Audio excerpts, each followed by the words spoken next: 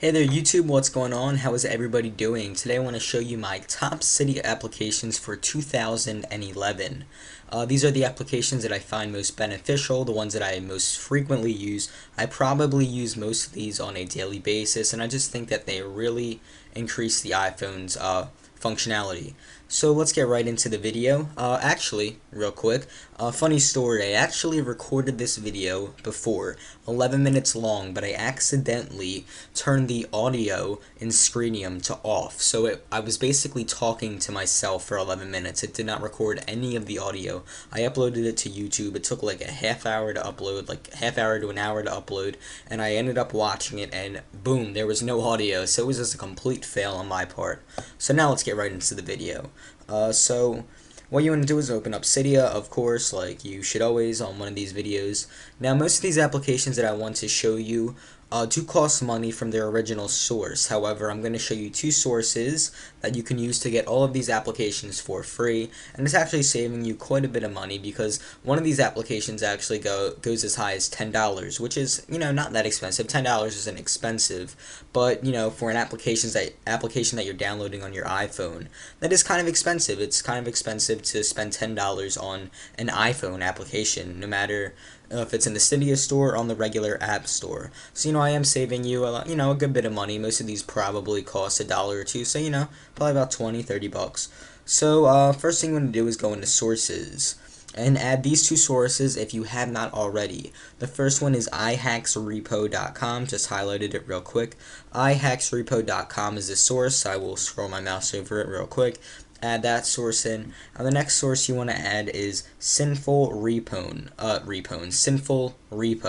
And the source for that is sinfuliPhoneRepo.com. Not too creative. iHacksRepo and Sinful iPhone Repo are the two sources you want to add, and by doing that, you'll get all of these applications for free.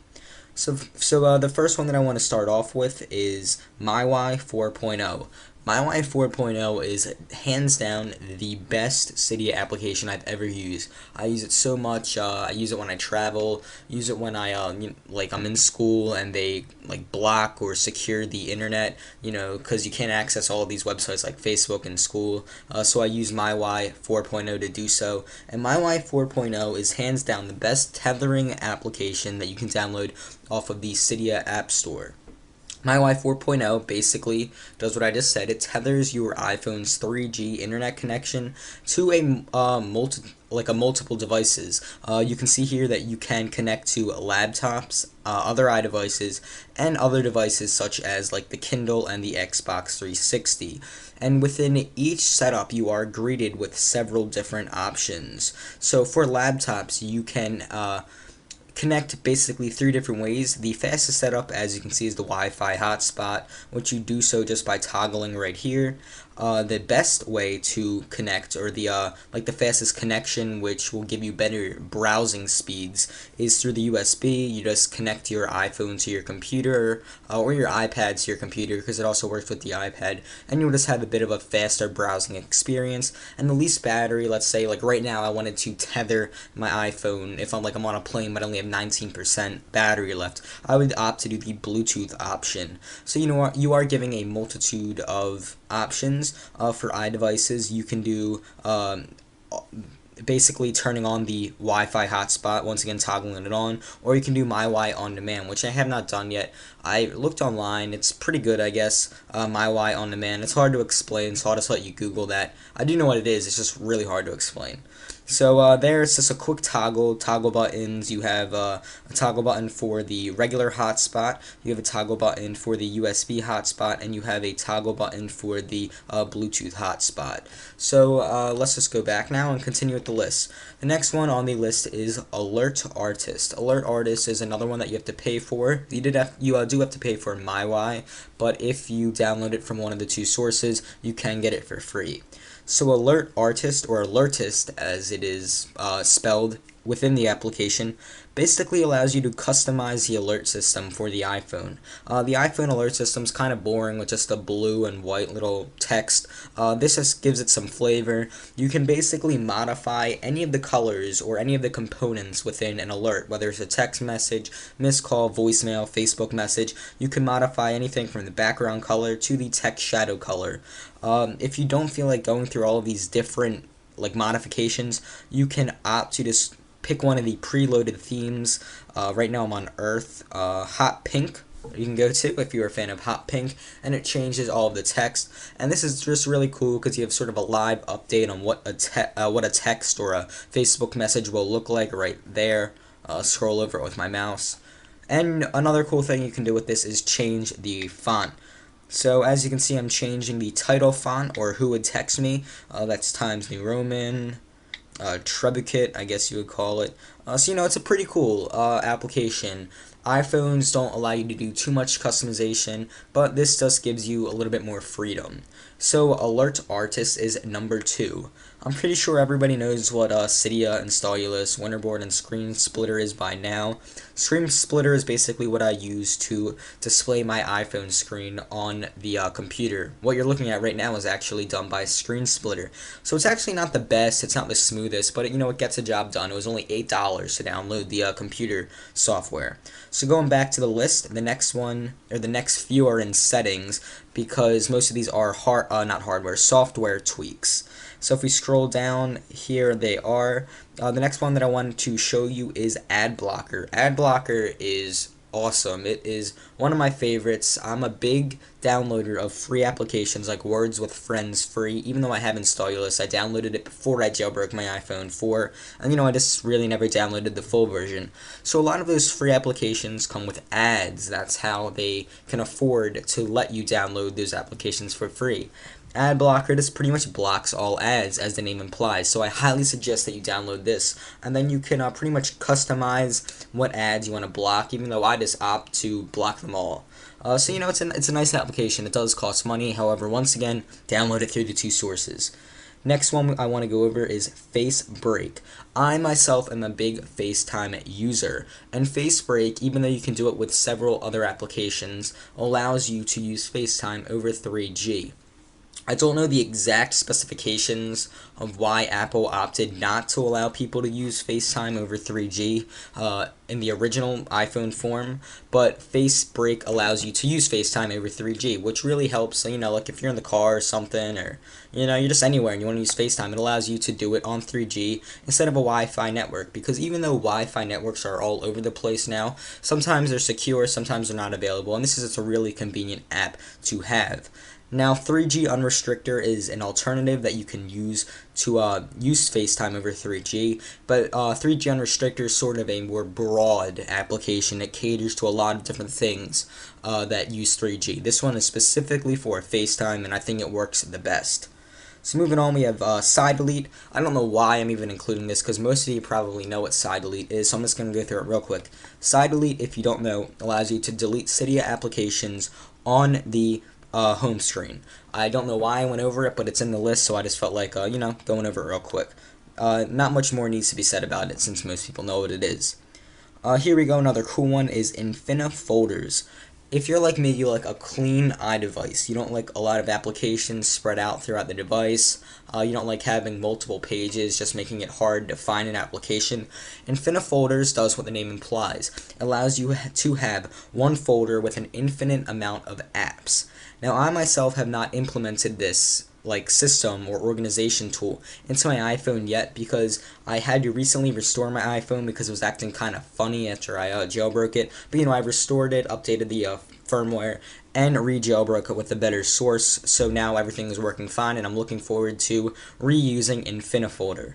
So here is a folder that reached the max capacity of applications. With Infinifolder enabled, which I haven't enabled, I can add this application right in there. As you can see, boom, right there, I have more spots to add applications. So Infinifolder is really useful. It gives that clean, organized look to the iPhone, which a lot of people like. So you can have hundreds and hundreds of applications in one folder, and that also gives you sort of a I don't know, it just gives it a cleaner look. I don't know where I was going with that statement. But anyway, back to the list so I don't make this video too treacherously long. Here we go. Next one is Display Out. Display Out is one of those cool applications. You know, you're not going to use it all the time, but it's really cool. Basically, what you're seeing right now on my computer screen is my iPhone screen. Display Out allows you to display your iPhone or iPod touchscreen on your television in full resolution. Whatever your TV's resolution is, you can display your iPhone screen in that resolution. So let's say you're playing Angry Birds on your iPhone. With Display Out, you can hook your iPhone up to your television using a VGA connector and a iPhone cord or a USB cord, and now you can play Angry Birds on your television with the iPhone sort of acting as a controller. So it's really neat. I highly suggest you go check it out. Even though there are a couple accessories involved, it really is worth it because it's really neat to show off to your friends. If you want to display pictures, you can do that. So it's sort of like a slimmed down Apple TV. While you don't have the full features of an Apple TV, you have some, and in some cases you have more by being able to play games like Angry Birds, Doodle Jump, on the big screen. Like you can play, I play Doodle Jump on my 52-inch television downstairs, so it's really neat. Alright, moving back on to the list. This one is called Celeste, even though it is listed as Action Menu in the settings menu. Celeste is by far the coolest application. Not the best, my Y is the best, but this is the coolest application. Celeste is very convenient, and Celeste actually costs $10 in the Cydia App Store. However, you can get the free version with those two sources. This is the one that was $10. Celeste allows you to transfer any document, any photo, any song, any email, anything on your iPhone that has been downloaded onto your computer or other device.